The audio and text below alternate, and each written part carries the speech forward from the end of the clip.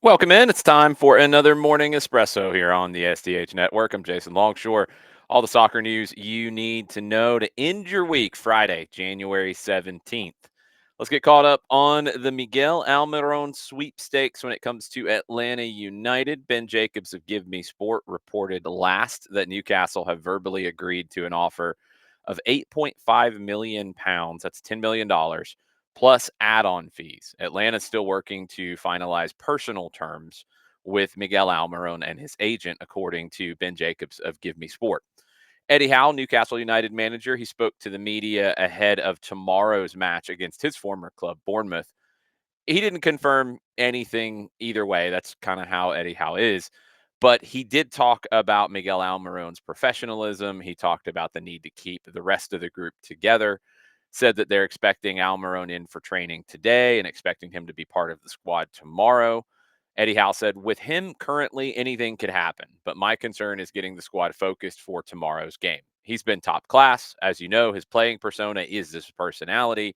He's happy, a brilliant professional. He will come in every day, and his training performances, his focus, his personality has been consistent. I've had no issues with him on that side.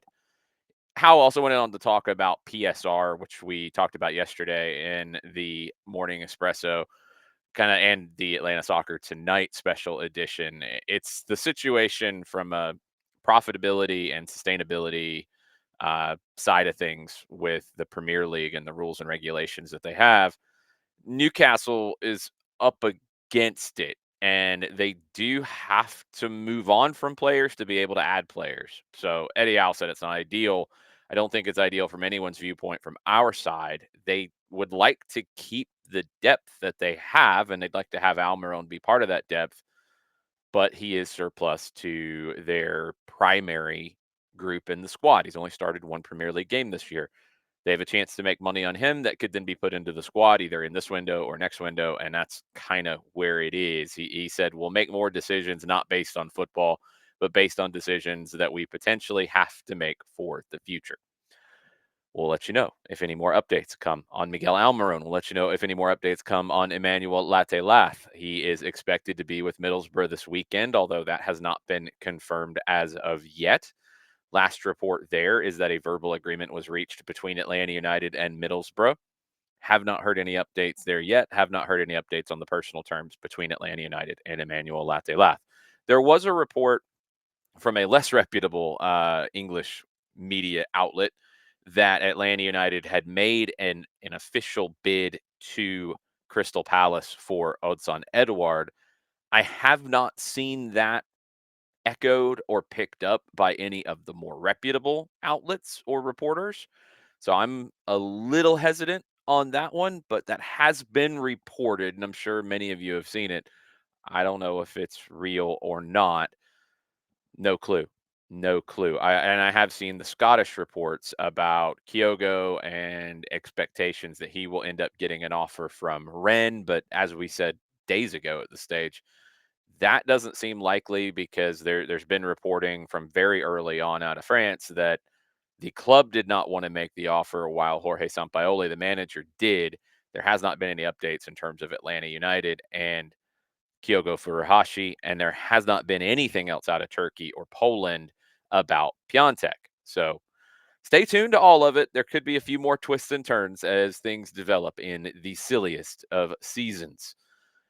France. Let's go back to France. We're talking about Rennes just a second. John Textor is not making any friends in France. The financial regulator of French football has accused John Textor of a quote, clear and persistent lack of understanding, unquote, of the rules.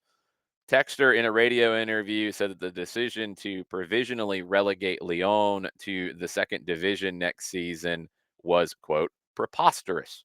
Texter said that the regulator has been influenced by his rivals, particularly PSG president Nasser Al Khelaifi.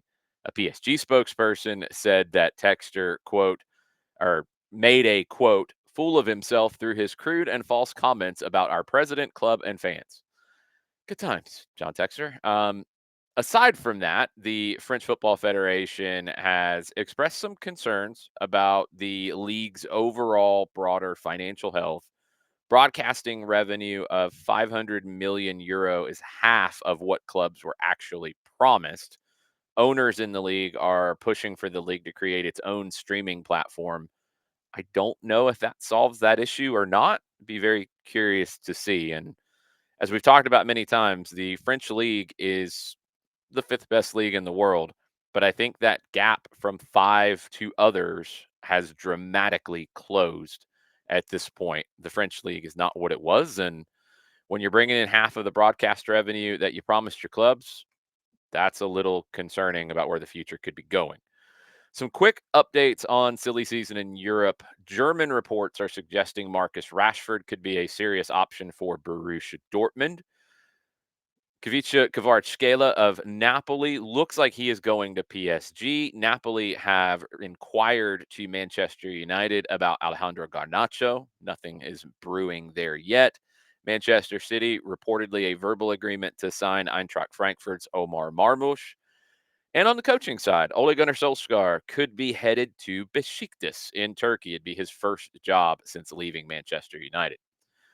Belgium on the national team front, they have officially confirmed, it's kind of an open secret at this point, that they have moved on from Domenico Tedesco, the Italian manager, with immediate effect. Thierry Henry has been linked with a possible return to the Belgian national team coaching group, but to lead it this time. We'll see what happens there.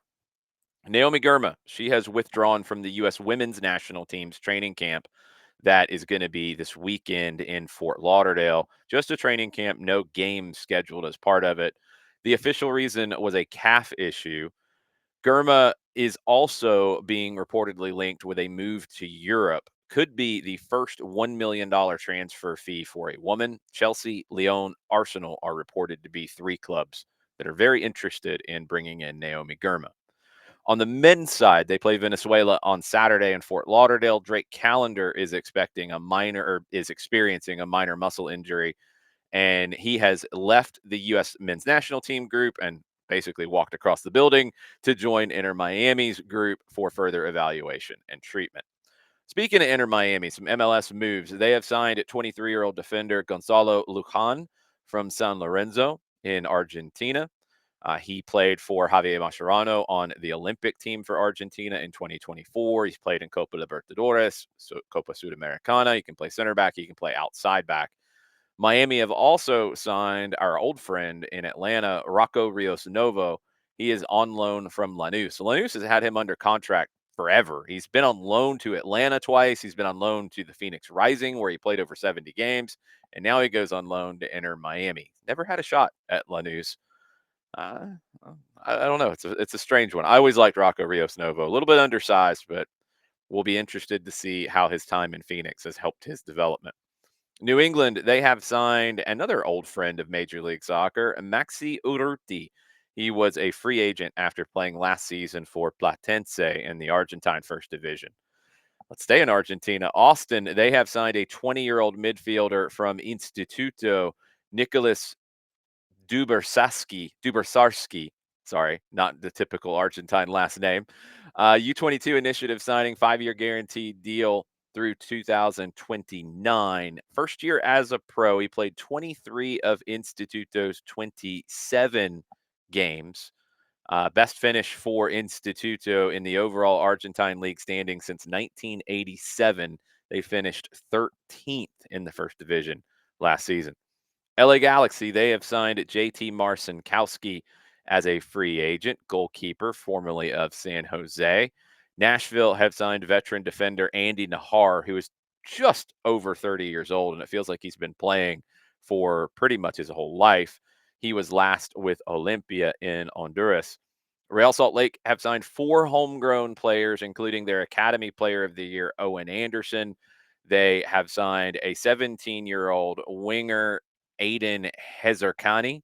They have signed a 16-year-old winger from Sacramento, Omar Marquez, and they have signed a 16-year-old defender who was previously with the Chicago Fire Academy, Juan Giovia.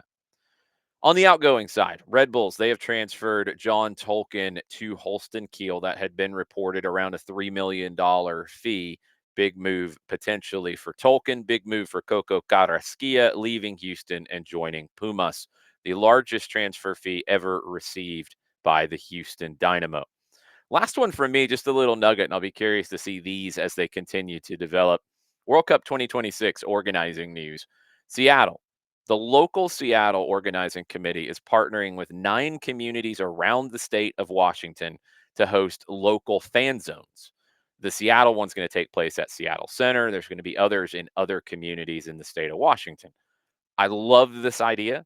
I would love to see what other World Cup cities do. And obviously, being here in Atlanta, I'm very interested at the possibility of mimicking something like this and having a local fan zone in Gainesville, having a local fan zone in Dalton, having a local fan zone in Athens, having a local fan zone in Macon, and doing things like that that could be really, really cool to grow this game on a bigger footprint. Going to be a lot of fun as stuff like that starts to come out about World Cup 2026. Tons of games all over the world starting today. It's going to be a busy weekend. John Nelson will help preview all of that for you on SDH Live, 9:05 on YouTube, on X, on Facebook, on Twitch. You can join the conversation there. We've got some fun announcements coming out next week. Make sure you're following us at Soccer Down here on all your social media platforms.